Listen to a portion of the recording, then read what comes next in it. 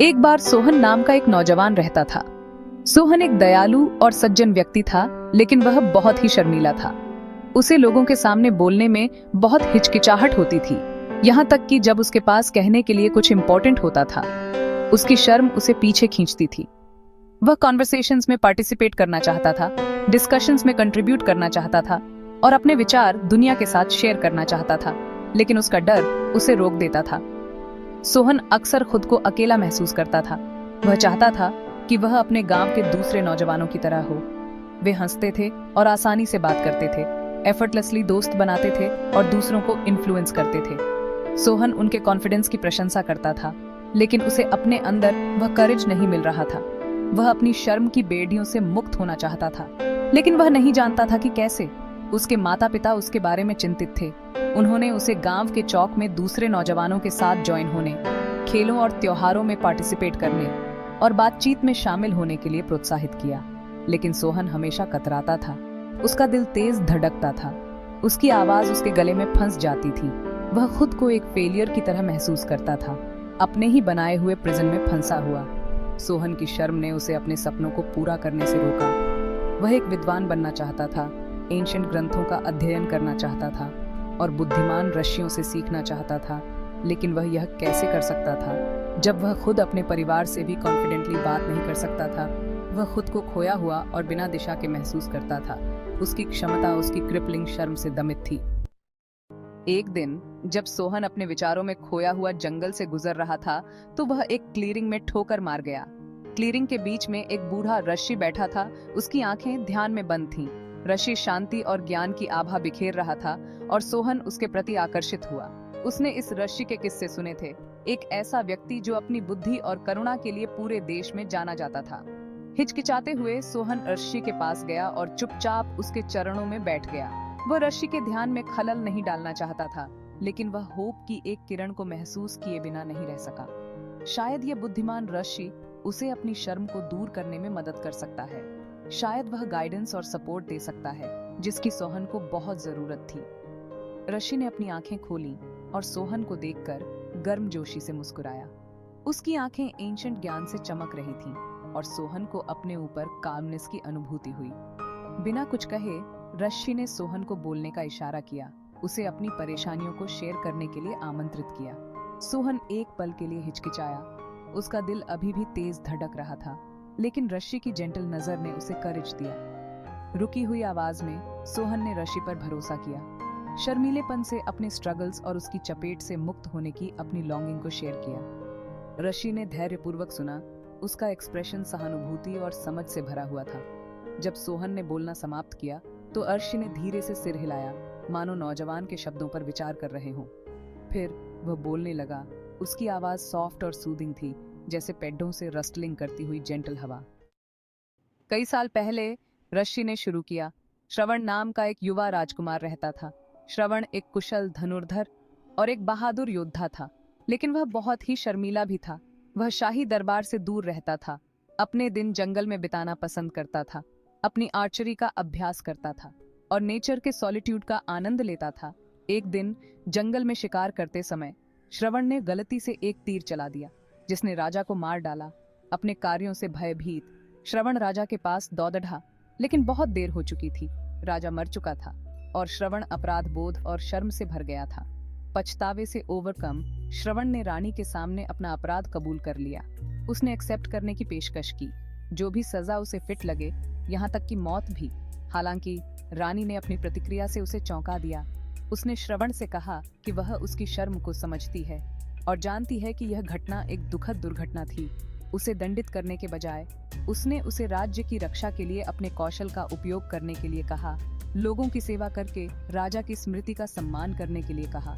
रानी की करुणा से हम्बल श्रवण ने राज्य की रक्षा के लिए अपना जीवन समर्पित करने की कसम खाई। उसने अपनी शर्म को ओवरकम किया और एक बुद्धिमान और प्रिय शासक बन गया। हमेशा ह्यूमिलिटी और फॉरगिवनेस के महत्व को याद रखता था। सोहन ने ऋषि की कहानी को ध्यान से सुना। वह रानी की करुणा और श्रवण के ट्रांसफॉर्मेशन से प्रभावित हुआ। उसने सोचा कि क्या वह भी अपनी शर्म को ओवरकम कर सकता है और दुनिया के साथ अपनी प्रतिभा को शेयर करने का करेज पा सकता है। बुद्धिमान ऋषि, सोहन ने पूछा, उसकी आवाज विस्पर से थोड़ी ही ऊपर थी। श्रवण ने अपनी शर्म को कैसे ओवरकम किया? ऐसी ट्रेजेडी के बाद उसे अपने लोगों का नेतृत्व करने का करेज कैसे मिला? सोहन पर जेंटली मुस्कुराया। श्रवण का ट्रांसफॉर्मेशन उसकी शर्म के वास्तविक स्वरूप को समझने से आया। उसे एहसास हुआ कि उसकी शर्म जजमेंट के डर से उपजी है, अपर्याप्त या अयोग्य के रूप में देखे जाने का डर। लेकिन रानी की करुणा ने उसे दिखाया कि असली ताकत हमारे डर से छिपने में नहीं, बल्कि ह्यूमिलिटी और ऑनेस्टी के साथ उनका सामना करने में है। उसने उसे यह देखने में मदद की कि उसका वैल्यू उसके आर्चरी कौशल या उसकी बहादुरी से नहीं, बल्कि उसके दयालु हृदय और दूसरों की सेवा करने की उसकी इच्छा से आता है। तुम्हारी शर्म जजमेंट के उसी डर से उपजी है जो श्रवण को प्लेग करती थी। तुम अपर्याप्त के रूप में देखे जाने से डरते हो, इसलिए तुम अपने असली सेल्फ को दुनिया से छिपाते हो। लेकिन तुम्हारा असली सेल्फ एक गिफ्ट है सोहन, एक गिफ्ट जिसकी दुनिया को जरूरत है। तुम्हारी शर्म कोई कमजोरी नहीं है सोहन, ये एक सेंसिटिविटी है, दूसरों की भावनाओं के प्रति जागरूकता। तुम एक कीन ऑब्जर्वर हो, एक डीप थिंकर हो।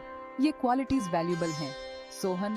डर को अपनी आवाज को साइलेंस न करने दें। दुनिया को तुम्हारी काइंडनेस की जरूरत है, तुम्हारे जेंटल नेचर की, तुम्हारे यूनिक पर्सपेक्टिव की। इन गिफ्ट्स को हाइड न करें, उन्हें एम्ब्रेस करें, उन्हें नर्चर करें और उन्हें दुनिया के साथ शेयर करें। लेकिन मैं अपने डर को कैसे ओवरकम कर सकता हूँ? सोहन ने पूछा। जब मेरी आवाज ट्रेम्बल करती है और मेरा दिल रेस करता है, तो मुझे स्पीक अप करने का करेज कैसे मिलेगा? पहला कदम सोहन सुनना है, ऋषि ने उत्तर दिया। न केवल दूसरों के शब्दों को सुनो, बल्कि शब्दों के बीच के साइलेंस को भी सुनो। अपने दिल की विस्पर्स को सुनो। ये तुम्हें क्या बता रहा है?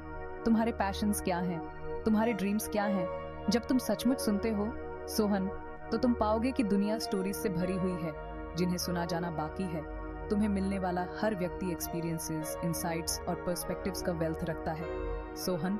अपने दिल को इन स्टोरीज के लिए ओपन करो। उन्हें तुम्हें इंस्पायर करने दो, तुम्हें चैलेंज करने दो और तुम्हें ट्रांसफॉर्म करने दो। सोहन ने ऋषि के शब्दों पर मेडिटेट करते हुए कई दिन बिताए। उसने सुनने का अभ्यास करना शुरू कर दिया, न केवल दूसरों को बल्कि खुद को भी। उसने अपने विचारों, अपनी भावनाओं और अपने सपनों पर ध्यान दिया। उसने अपनी शर्म को कमजोरी के रूप में नहीं, बल्कि एक सेंसिटिविटी के रूप में देखना शुरू कर दिया, एक गिफ्ट जिसने उसे डीपर लेवल पर दूसरों के साथ कनेक्ट होने की अनुमति दी। उसने स्मॉल कॉन्वर्सेशंस में शामिल होना शुरू कर दिया, अपने विचारों और आइडियाज को अपने आसपास के लोगों के साथ शेयर करना शुरू कर दिया। पहले तो उसकी आवाज अभी भी ट्रेम्बल करती थी और उसका दिल रेस करता था, लेकिन हर कॉन्वर्सेशन के साथ वह थोड़ा और कॉन्फिडेंट होता गया। उसे पता चला कि लोग वास्तव में उसकी बातों में इंटरेस्टेड थे। वे उसकी इंसाइट्स, उसके जेंटल नेचर और उसके यूनिक पर्सपेक्टिव की सराहना करते थे। जैसे जैसे सोहन का कॉन्फिडेंस बढ़ता गया, वह अपने कम्युनिटी में अधिक एक्टिवली पार्टिसिपेट करने लगा। वह विलेज काउंसिल में शामिल हो गया, अपने साथी ग्रामीणों के जीवन को बेहतर बनाने में मदद करने के लिए अपने आइडियाज और इंसाइट्स दे रहा था। उसने लोकल स्कूल में वॉलंटियर किया, युवा पीढ़ी के साथ लर्निंग के प्रति अपने लव को शेयर किया और उसने एक विद्वान बनने के अपने सपने को पूरा करना शुरू कर दिया। एंशिएंट ग्रंथों का अध्ययन किया और अपने ज्ञान को दूसरों के साथ शेयर किया। सोहन ऋषि के ज्ञान को कभी नहीं भूला। वह ऋषि की लेसन्स को जीवन भर अपने साथ रखता था, उन्हें शेयर करता था, जो कोई भी सुनना चाहता था।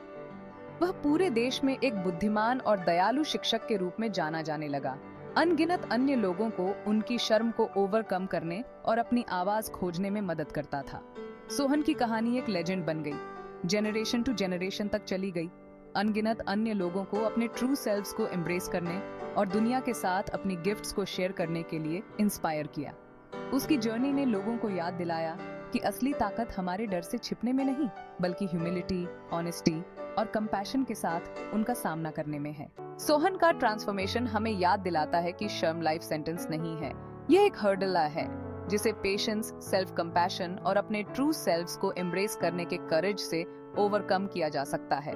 सोहन की तरह हम सभी में यूनिक गिफ्ट्स और टैलेंट्स हैं जिसकी दुनिया को जरूरत है।